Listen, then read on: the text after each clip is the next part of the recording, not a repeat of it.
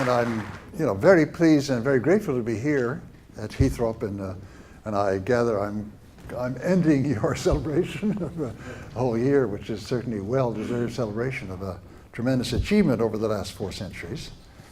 And I thought I would talk tonight about another movement that's lasted only a couple of years, but that a number of us in the Catholic Church have been involved in, including people from Heythrop, which is it started off a movement, we called it the Disjunctions movement, I think. And what we were looking at, we were very concerned about the way that the Catholic Church was speaking or not being able to speak to the contemporary world. And we identified 4 disjunctions. One was that the Church didn't seem to be able to speak to all those people who thought of themselves as religious or spiritual seekers. There was very much an attitude of, here's the whole story, buy into it, or forget any contact with us.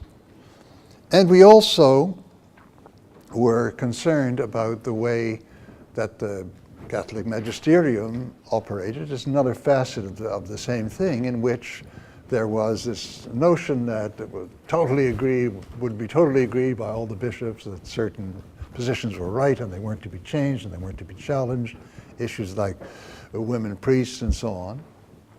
And that also exercised us because we thought it wasn't really in keeping with the age-old understanding in the Church of the magisterium. And then there were a number of issues in moral thinking. And the issue was, are there certain developments in moral thinking, and is the Church abreast of them insofar as they're relevant? And our answer to that was yes. You just have to think of, the tremendous 18th, 19th century campaigns against slavery and the way in which they changed the mental outlook of our civilization on that question. And issues today about treatment of homosexuals and so on also raise issues of that kind. And fourthly, we were very concerned about the place of multiple spiritualities within the Catholic tradition, whether we weren't in a phase of narrowing down what was acceptable forms of spirituality. Now there's a very remarkable figure, George MacLean, who's what is his religious order? Remind me again. Oblates, yeah, who operates out of Washington, and he somehow, without our really noticing it, recruited us into a series of meetings and a series of publications, and as one of them is right here. I have it here with me, and he really initiated this set of meetings among Catholic thinkers in a host of countries. I mean, not just in the States and Canada, not just in the UK, but also in many countries of Europe. There were groups were formed, and they came together and gave a report on how they saw these issues, and quite a movement has come about. And so there's a lot of discussion about this, and what I'm going to try to give tonight is my take on that, but my take on that has been very much influenced by the discussions we've had and the exchanges we've had. So I'm going to try to give a picture of what I see as, you see, all these 4 disjunctions really point to a change of epoch in some sense, right? Is the moral teaching up to the speaking to the epoch? Is the reception or non-reception of people who are seekers up to what's going on spiritually in our epoch? And always this issue arises of understanding a really big change of epoch. And I think the language for this in Vatican II was the signs of the times, right? That's really a way of coming at that expression. So I'd like to do it in the following way. I'd like to give my view of what the change of epoch is all about, and then we can have a discussion around that, and other people who have participated can correct it and or modify it and so on. But I think that big change in epoch can be understood in a couple of big trajectories I'm going to divide it into today. One is in the book I talked about 1500 and 2000, and I think if you look at it in that big trajectory, there are very profound changes which came over a long period of time. And I'd like to talk about two of those. And one can call them by the famous name disenchantment, but they're rather different from each other.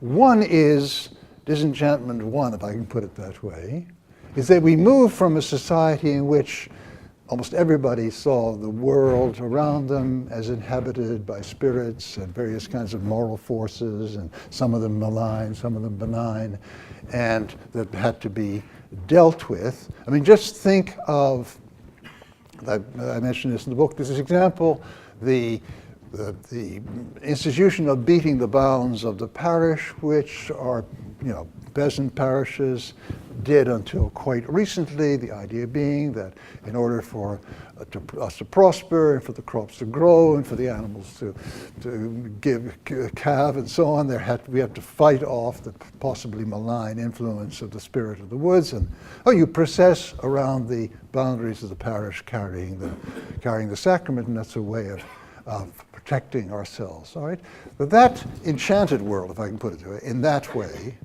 has more or less disappeared from our horizon, not in the world as a whole, not in Africa, not in many parts of the world, but in our Western society. There's another kind of an analog to disenchantment at another level, at the level principally of more educated people, intellectuals, that existed at that time. And that was the conception of the world as a cosmos. The world is ordered, and there are levels of being, some higher and some lower. And the world is ordered to fulfill a plan, a coherent plan. And there again, we have that outlook which has been largely sidelined by the development of post-Galilean science. And now we think of, I want to use this word, we think not of a cosmos, but of a universe. The universe is governed by efficient causal law, which doesn't, on the face of it, have any particular meaning and doesn't give any purchase to the idea of higher and lower beings.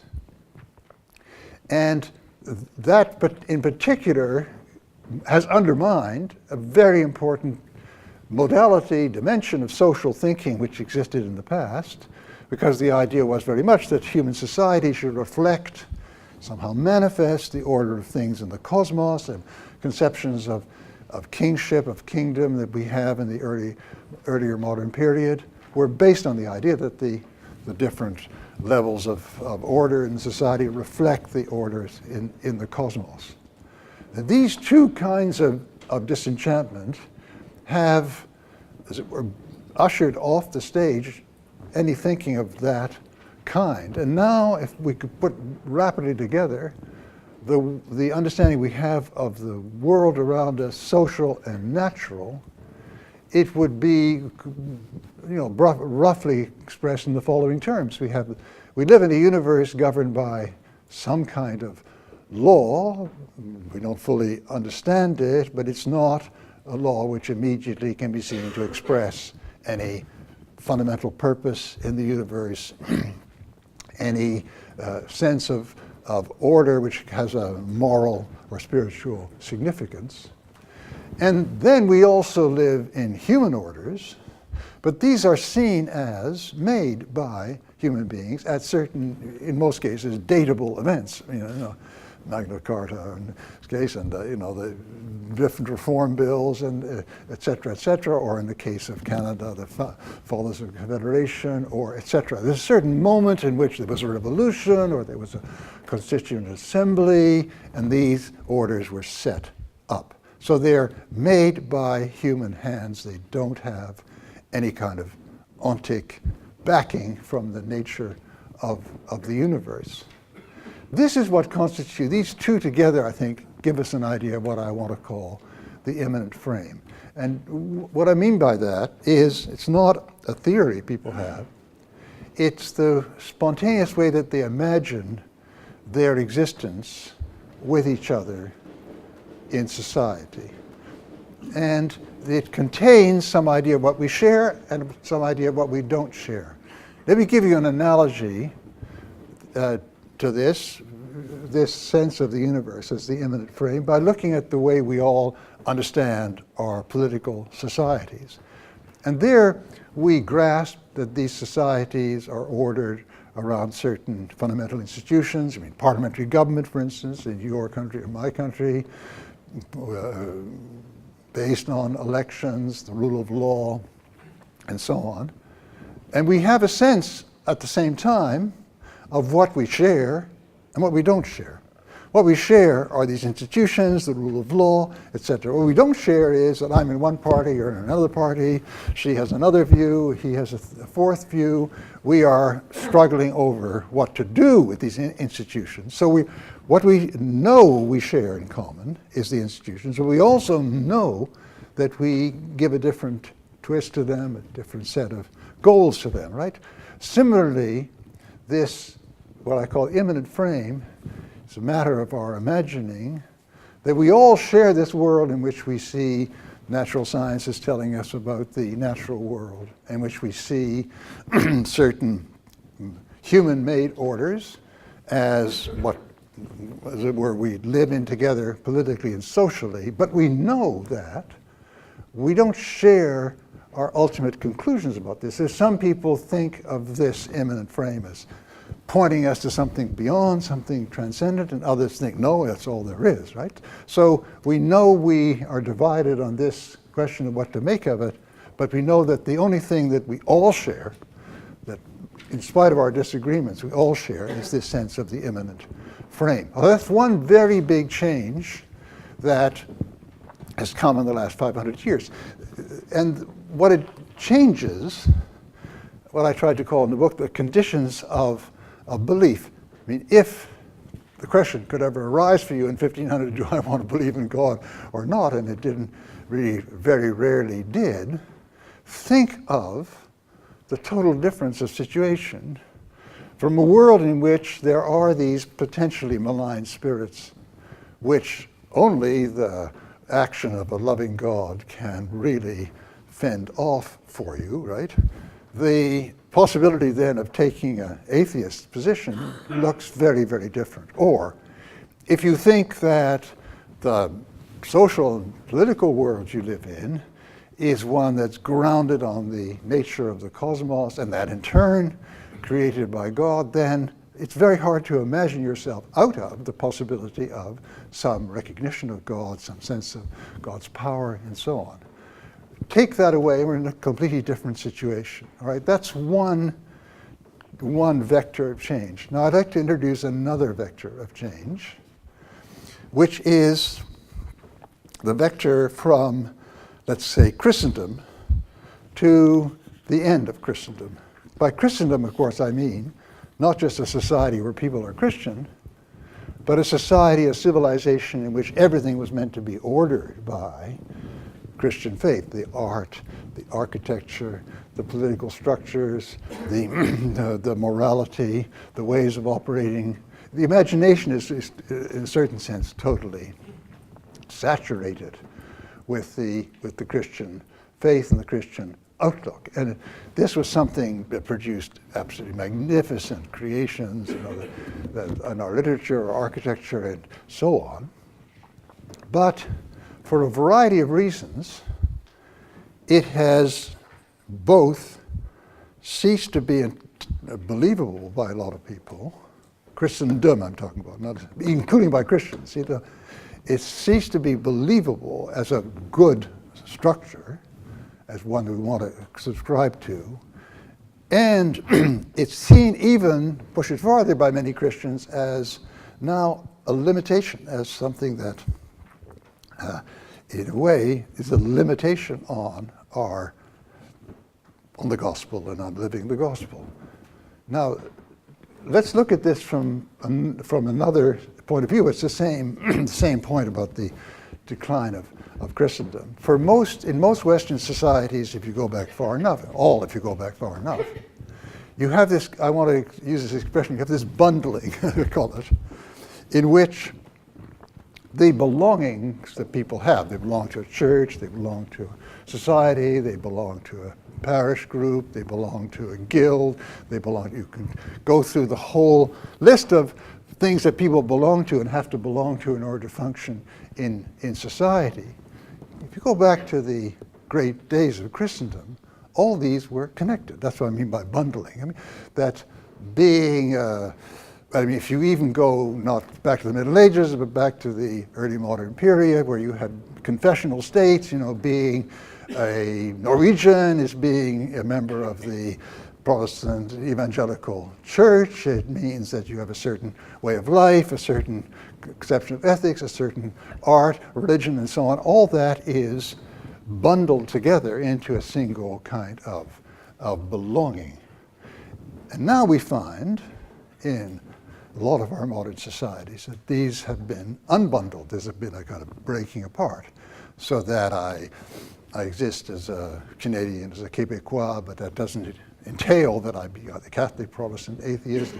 I also have a political appartenance. I belong to some political party. I also belong to some guild, the Guild of Philosophy Professors, which is always fighting with itself and trying in a kind of state of permanent civil war. And all these are unconnected from each other. They don't come together, and they don't demand that they be held together. Another kind of bundling and unbundling is this. If you think of the life of a church in such a society, right, and I have to, parenthesis, I come from Montreal, right? And when I was young in Quebec, there was a very powerful Catholic church, which just about everybody felt they had to belong to, and mostly did belong to. And now I'm living in a totally different situation.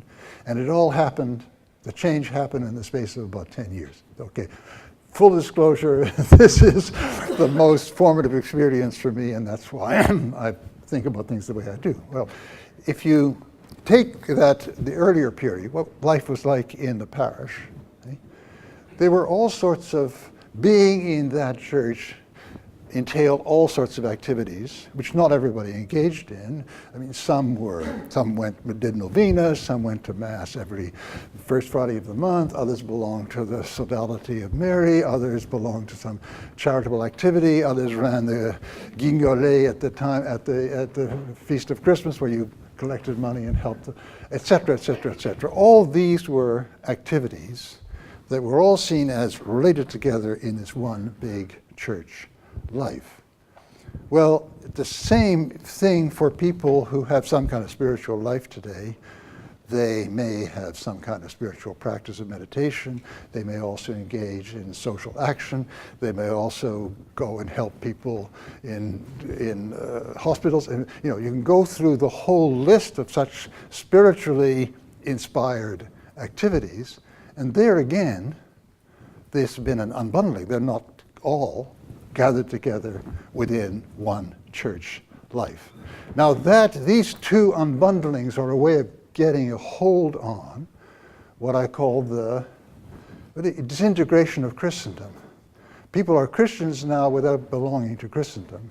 And for a lot of us, this is a liberation rather than a loss. See, at a certain point, the Christendom exercises a kind of constraint. For one thing, if you have an established religion, you're automatically in the zone of enforced religion. I may not be brutally enforced, but people will have certain rights if they're members in good standing of the church, and will not have those rights if they're not. Right? But it could get even worse. It could get to the point of enforcing orthodoxy, persecuting heretics, and so on. The Constantinian bargain, as it were, the Constantinian Faustian bargain with the empire has huge costs from the Christian point of view. Or else it can just be that the understanding of the faith hardens in a certain cultural mode, which is a very narrow cultural mode. People who don't belong to that or can't belong to that are pushed into the margins, right? And there again, the power of the gospel is being hemmed in. So you get in the 20th century thinkers like Bonhoeffer that talk about religionless Christianity. He's using the word religion to talk about this kind of very, religious faith that is very encased in custom and certain structures. And more the sentiment has arisen among Christians that there's something that is limiting here and dangerously limiting. So we get a situation in which, thanks to certain development in culture, thanks to the ethics of authenticity, thanks to modern individualism, thanks to the circulation of ideas that people can choose different modes of life, we have a breaking apart of Christendom. And at the same time, we're divided about that, but a lot of people are thinking that's not a bad thing. That's something that is really, that is potentially very positive.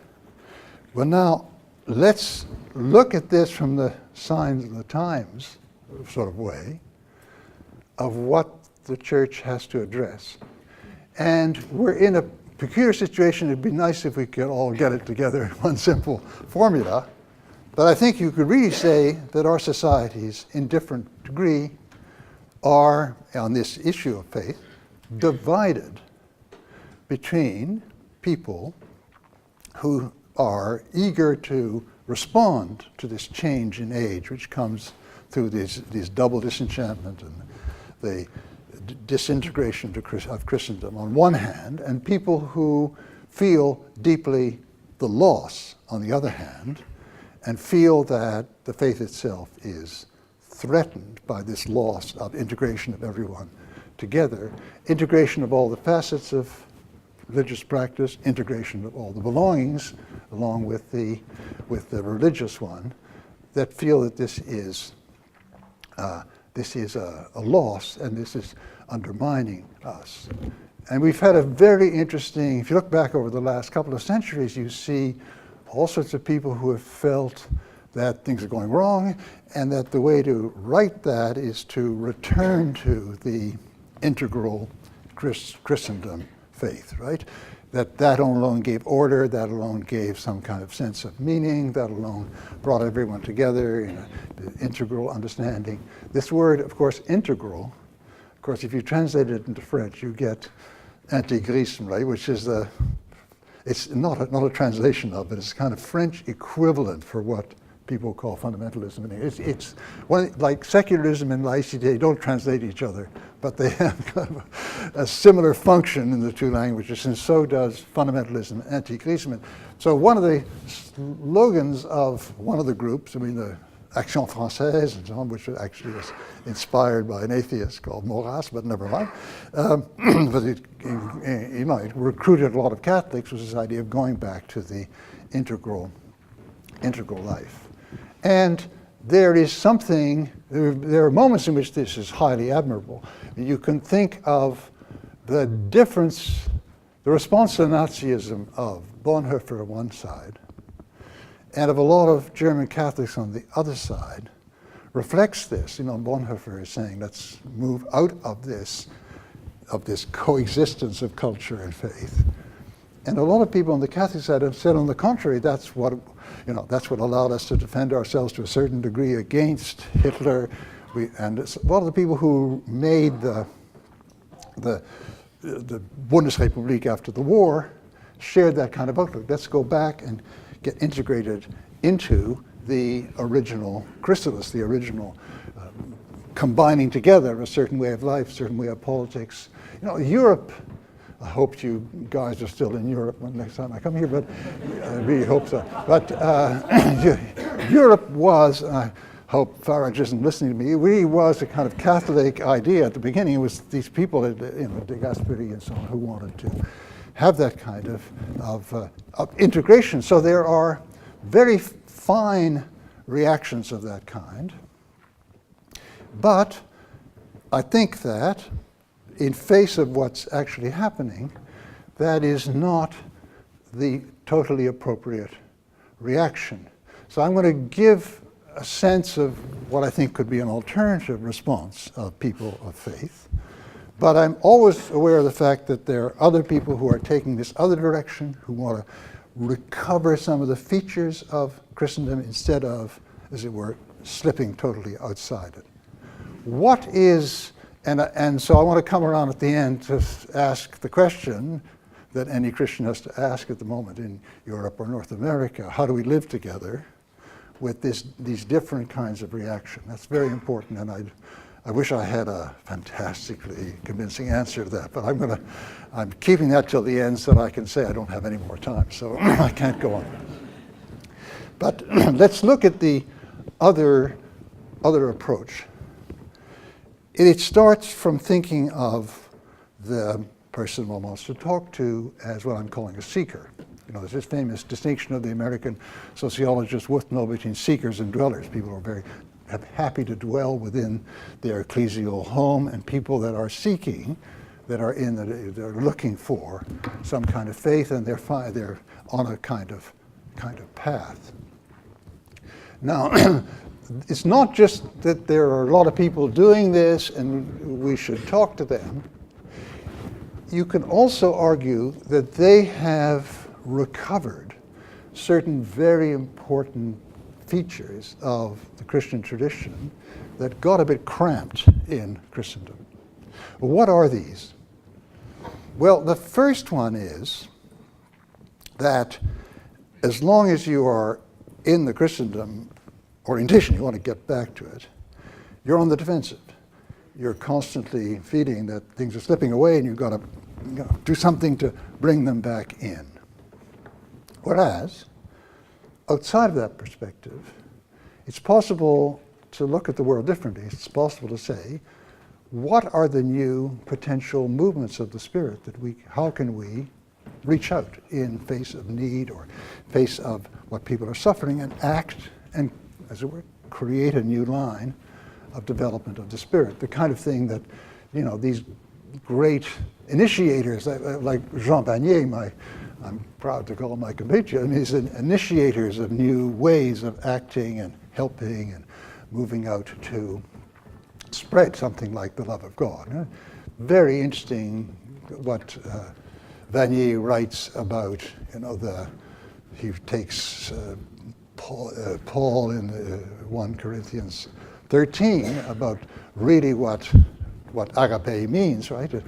Agape means that one's not, thinking greatly of oneself because one has it, one on the contrary constantly striving, and talks about the kind of spirituality of how you can really become like this, right?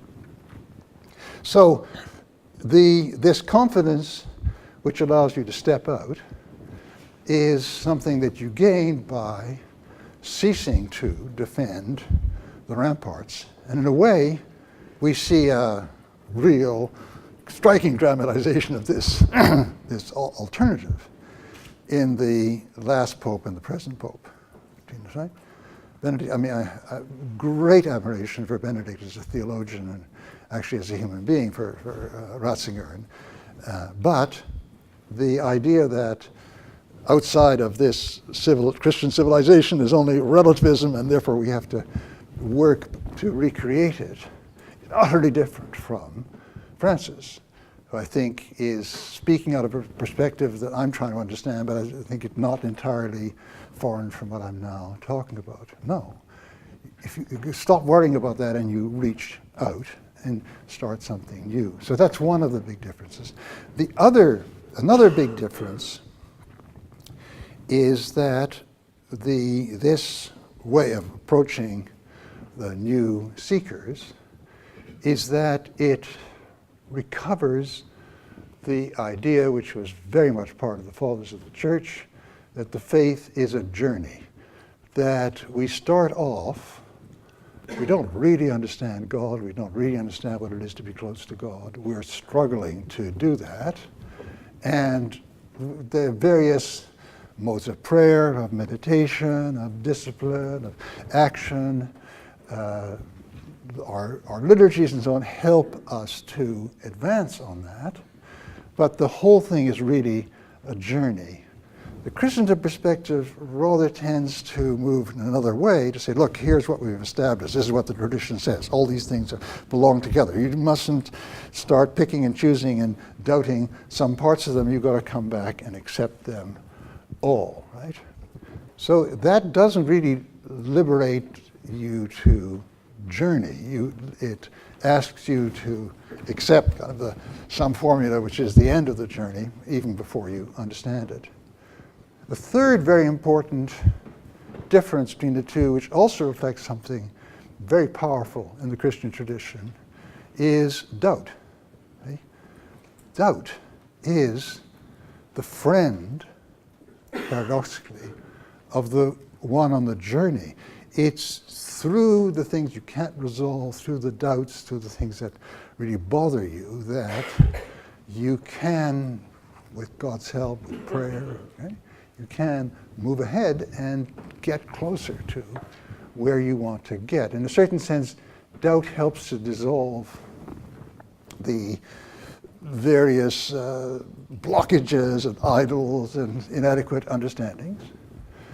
So the really striking point that was made when Mother Teresa died, and there was a moment of high comedy, unconscious high comedy in the media, because they published her memoirs, and she had really went through some very terrible periods of suffering from not being close to God and even doubts and so on. So the mainstream media said she doubted. Oh, hey, she isn't really a Christian. They're not going to canonize her now because she had doubts. This is a woman who called herself Teresa, after the little flower, after Teresa of Avila, and we're being told that the dark night of the soul isn't part of the spiritual journey. Unfortunately, the what is the word? Illiteracy of so many of the media about Christian history is just breathtaking. But so this way of proceeding gives a new role to doubt. And fourthly, it gives a new role to multiple spiritualities. Now, that also was the great strength of the Catholic Church. The spinning off of new religious orders through history was always the spinning off of new modes of spirituality, the Franciscan, the Dominican, the Jesuit, and so on, right? And it's true in the underlying understanding of Christendom, they had a hard time. Teresa and Ignatius had problems with the Inquisition, and Ignatius had to go to Paris to get an education. Actually, he got a very good education in Paris. You can still do that then. I think you can still do that now. But he had problems with that. But nevertheless, they sort of got their acceptance. And the trouble is with this defensive attitude is it narrows down the options. And we see with the world of seekers the options opening out again in a way that's worrying to people who are wanting to hold on to an existing orthodoxy. See, we'll give you an example which can bring all these last three elements together: journey, doubt, plurality. So there are deep paradoxes in the Christian faith, right? How do you put together the God of omnipotence? You go into Orthodox Church, you look up, and there's the Pantocrator there, okay, on one hand, and the kenotic God, right?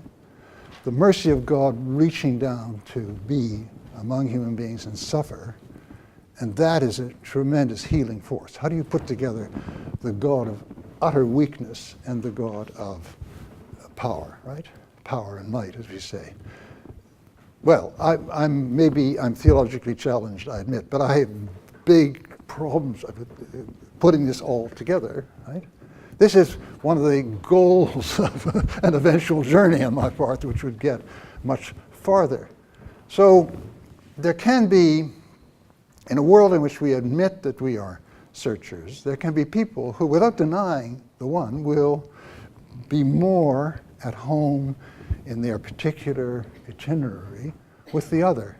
Paul Ricoeur has written some wonderful stuff on this on this issue of the power of God and the mercy of God and so on. And you can see how, if we conceive our world as a world of seekers, we will be ready to allow this kind of latitude. Not that they're denying the other, but that their spiritual activity is mainly through the one, in the hope of eventually bringing them together.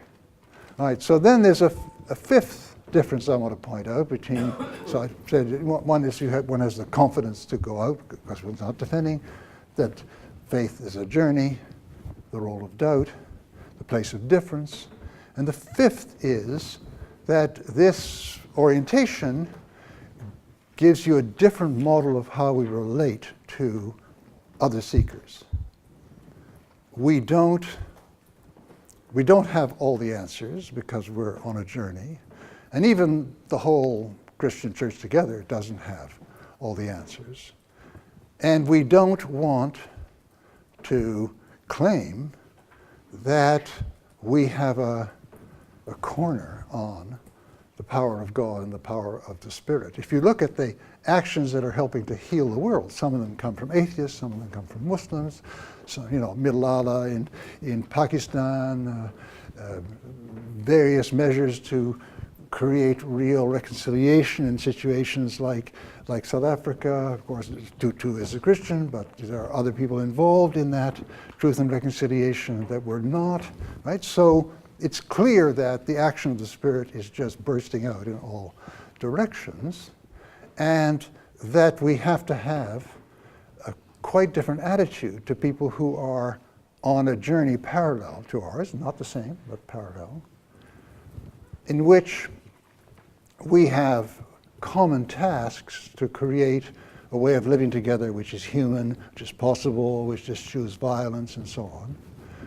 But we also should have a profound interest and respect for it.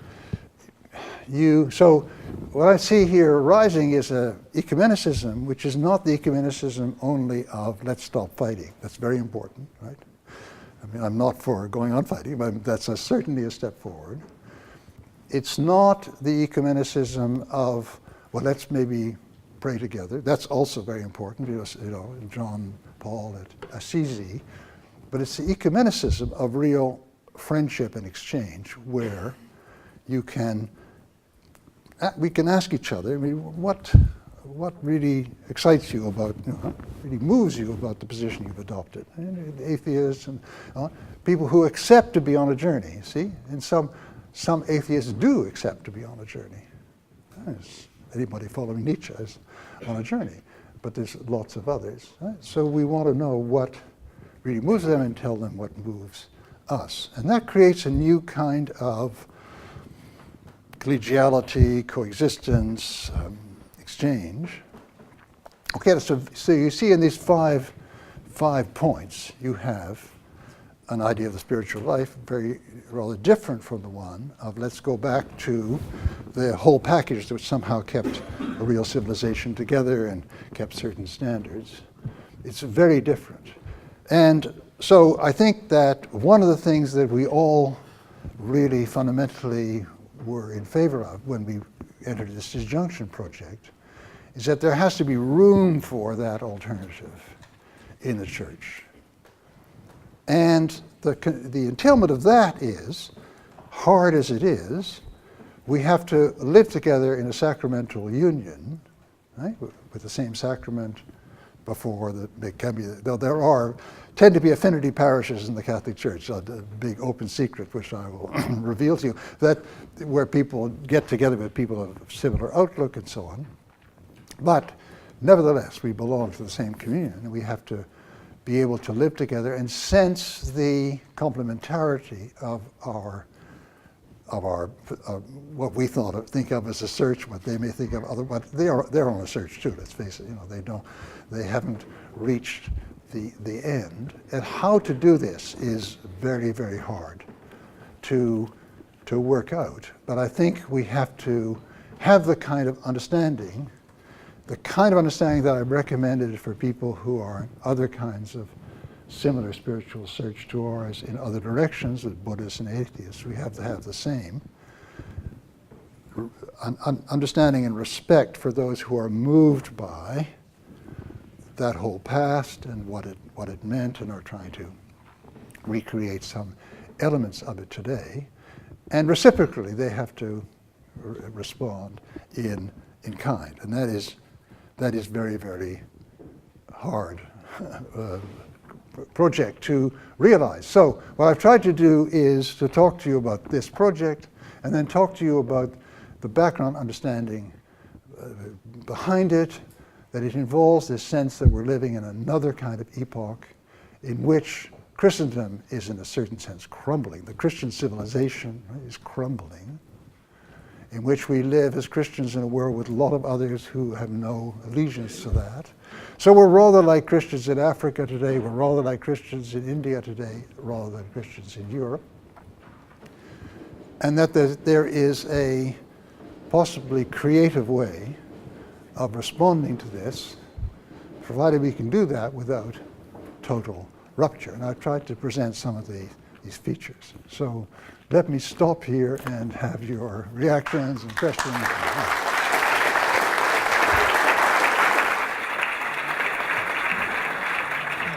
Stimulating and very provocative talk. You've named the situation, I think, in which we live today. The church, at least, you've outlined in some very clear ways the actual situation that all of us inhabit in the church. As you said yourself, there is no easy answer as to the way forward, the way of coping with this situation. But you give us an analysis and I think a proposal, which, of course, we can discuss. And that's what we will do now. So, I think what you've touched on this evening is absent to many faith communities, particularly the Abrahamic faith. And I want you to have your take on this, that have we perhaps made legalism and official orthodoxy the main creed in our faiths at the cost of the individual personal search, which has been part of our histories in Judaism, in Christianity, and in Islam. And somehow, over the years, we've crystallized our dogma into the official corpus, not giving any scope to this other dimension. It's Sufism in Islam. You have this in Eastern Orthodoxy, in the Eastern Christian Church, and the Kabbalic doctrine in Judaism. Do you think recapturing that, rather than looking for an age to go back and say that was the pristine time we have to go to? Do you think that's something? Yes, I mean, yes, I almost agree almost totally with what you're saying, with one little small twist, that it is also a kind of going back. See, it's a retrieval of certain features of our faiths, which were integral to it before, except we are retrieving them in a different situation. No doubt about that. But we are retrieving them. So a lot of the hardline Islamism today, for instance, is destroying the Sufi traditions, right? Which are, so a way of moving beyond that, which is Sufi inspired, would be both moving forward and in a certain sense. But I mean, I think the best thing, one draws on that deeper past in order to step forward. That's the way I would put it. My name is Vincent Manning, and I'm just thinking, fantastic lecture, thank you. And it helps me a lot, those 5 elements. And I was interested in what you said about it being very hard, what to do, and it being very hard. And it strikes me that perhaps we're stuck a little bit in the Catholic Church because some of us are trying to work this out by getting a mix of different things, mystical spirituality and practical. There's other parts of the church where we're stuck trying to work it all out. And it seems to me that that's one aspect of the interreligious dialogue. We're coming together trying to find agreement on principles and ideas. I have been banging on recently about the term to experience and the need to go somewhere different, to take certain risks and to just plunge in and see what happens. And it's something we do in our own ministry with people living with HIV, which is ecumenical in nature. I'm interested in your thoughts about, yes, having all this intellectual, doctrinal and other debate, but is there an imperative for us that if we're to live with doubt, we also have to somehow, in the range of things that we're involved with, somehow do we need to prioritise also a leap into experience other places, other encounters, Yes. where we just see what happens? What's your thought on that? Oh, absolutely. I mean, Into experience. that was my last point with a new kind of ecumenicism. I think we have to recognize, not only recognize that we have much to learn from others, but recognize that in the project of, I use this word, healing the world, there's a Hebrew expression, tikkun olam. In the process of healing the world, we need each other's help, that we don't have all the resources. To be Christian is not to think you have all the resources, it's to think that there is, our view and our understanding, one really crucial source that we want to get closer to. But it's not to believe that we have all the resources to heal the world. So that puts the imperative to go and create relations of friendship based on real understanding. So it can't be friendship based on the fact that, well, what you believe is pretty crazy, but I will definitely swallow hard, disregard that, and hold out the hand. And there has to be a kind of relation in which I begin to see what is really powerful and valid in your spiritual path.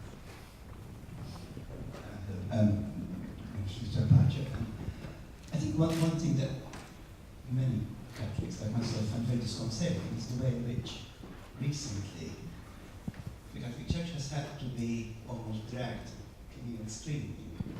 Has had to be what? Oh, dragged kicking and screaming to sort of follow. yeah, I see, yeah, right.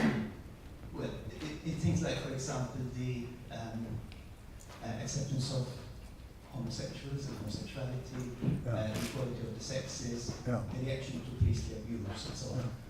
And it looks like the secular world got there in terms of morality way before we did. How does that kind of square with the Church's mission to spread the good news? No. Well, I mean, it squares very badly. There's a falling down there. There's a failure in the mission. But, I mean, our job, I don't see our job as Catholics in defending, we don't think that Alexander VI, who poisoned half his invitees to dinner was a model for us. He was a pope, but he's not a model. And so we don't have to defend that and include that as part of what we want to carry forward, I think, very, very clearly. In that way, we want to make a break. I'm Kevin MacDonald. Thank you for the lecture.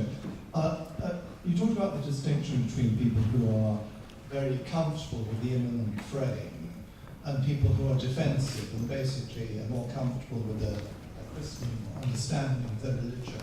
I often wonder if there is some kind of character type or a psychological profile which shapes people's mentality and sensibility and religiosity, such that they are in one camp rather than the other. I wonder if that's something you've thought about why people, it's something I think about a lot. Why is it that people, two people, both Catholics, but have a quite different take on what the priorities are, what the church ought to be doing. And I often wonder what the roots of that, the spiritual, psychological, and human roots, where it comes from. I mean, maybe there's no answer to it, but I thought if anybody had one, you might. Well, I don't think I do. I mean, I think I can be autobiographical and I can see other people that have similar views. And probably the biggest thing that distinguishes us is we were sort of self-expelled from the older mode of life, right?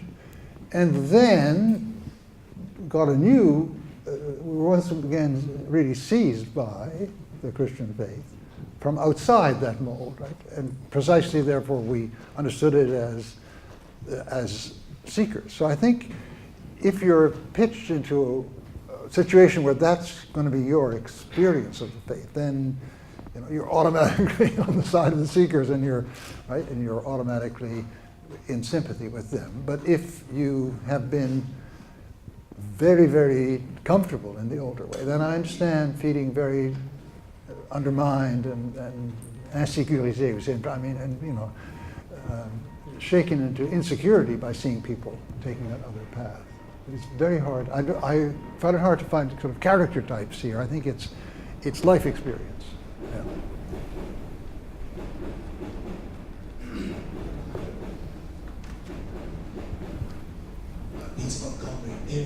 As one who sees the Declaration of Human Rights as, in some respects, and I'm not claiming this entirely for the gospel, I think it is a fruit of the gospel in many respects, and of course contains the Declaration on the right to religious freedom.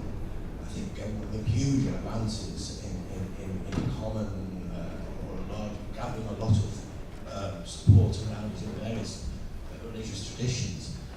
I can draw a comparison between this sort of sense of the universality of rights and then this sort of idea of trying to create a monoculture of faith. When people try to grow crops, they grow one crop for an awful long time on the same piece of land. It's a desert. There's always a danger, it seems to be, in the fundamentalisms of any religious tradition, where they're trying to almost create a monoculture of faith, and it's not what the Creator has given us. It is this sense of beauty in the diversity of creation, and I think that applies to the faith community as well. I no longer yearn, I ever did. I was never going to subscribe to the Christendom model at all. So I just think there's great beauty, and I think the great potential around that, and that also includes the secularist traditions, I think, the recognition of that. Yeah, I totally agree with it.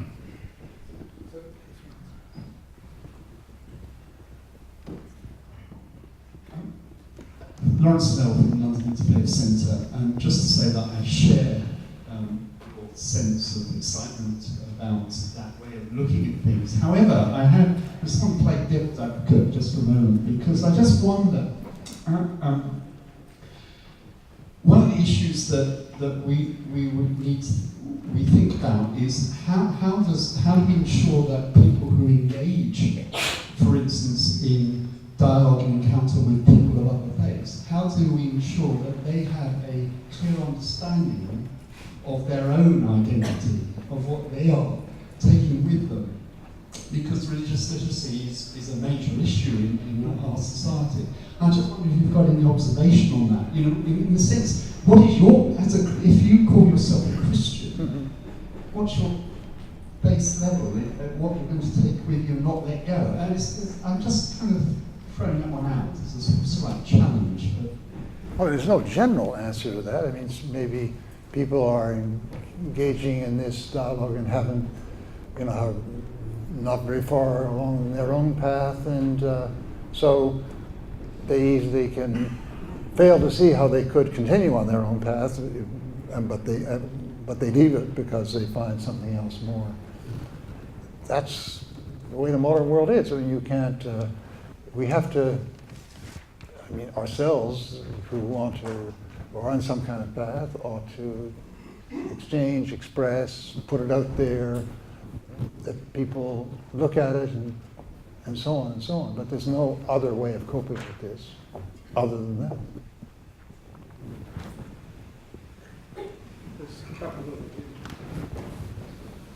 Hi, Mike. Yeah. Let me get up so I can see you. Oh, I see. Okay. Oh, sorry. I'll be very, very quick. I sort of hesitate to ask this question as well. My name's Claire MacDonald. I was here all day, and I remember hearing you talk today very much about consequences and unintended consequences. Yeah. So in listening to the future of Christianity, Christianity and of relationships between, friendly relationships between religions in a very fragile future world as well.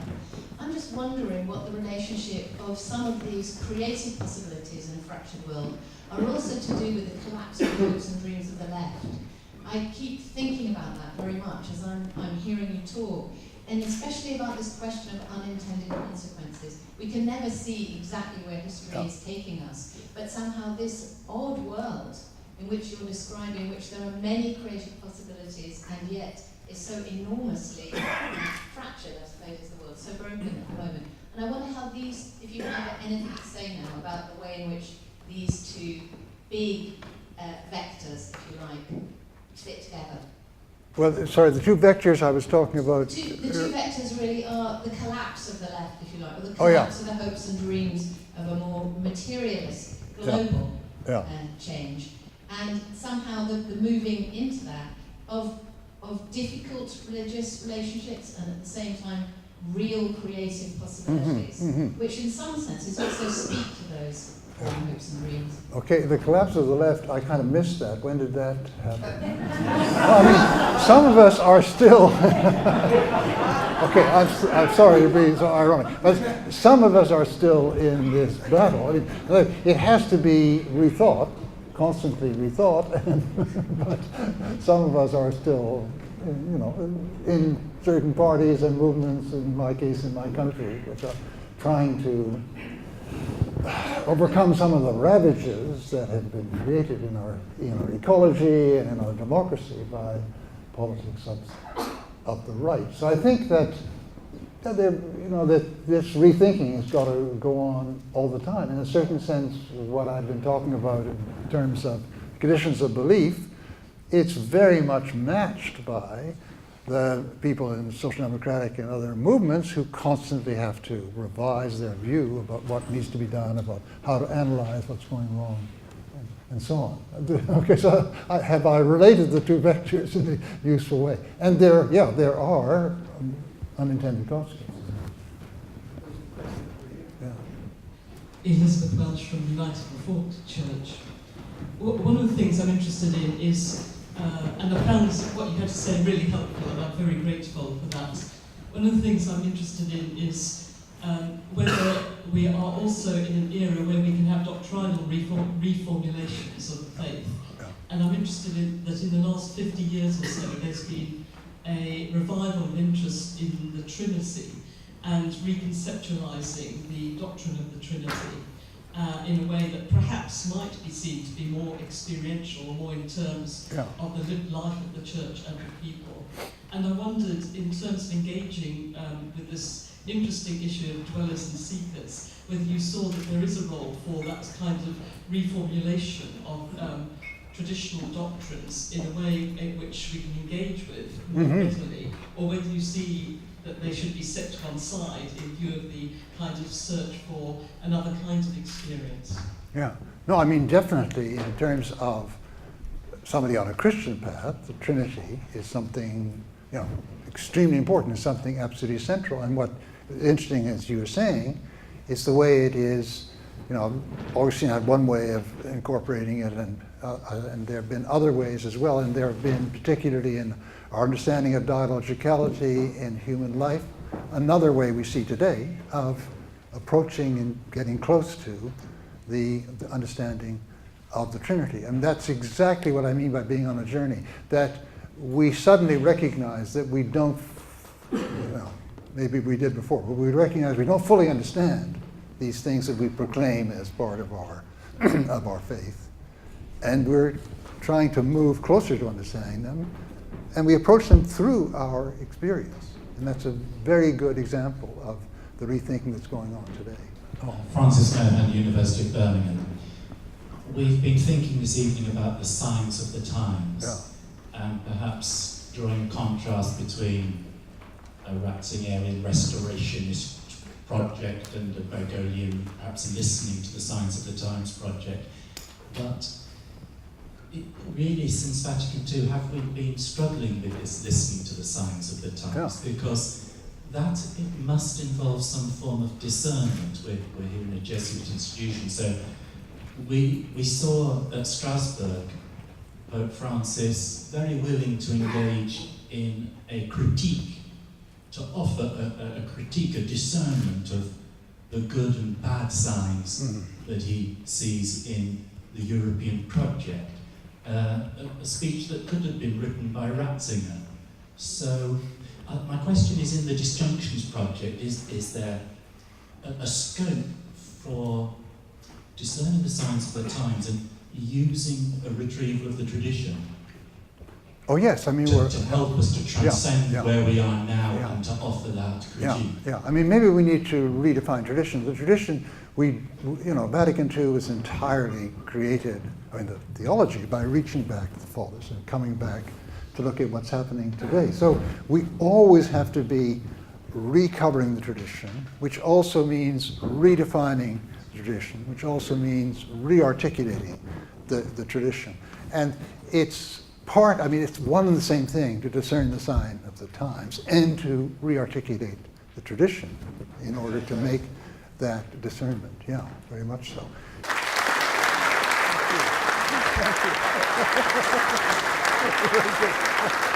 Thank you.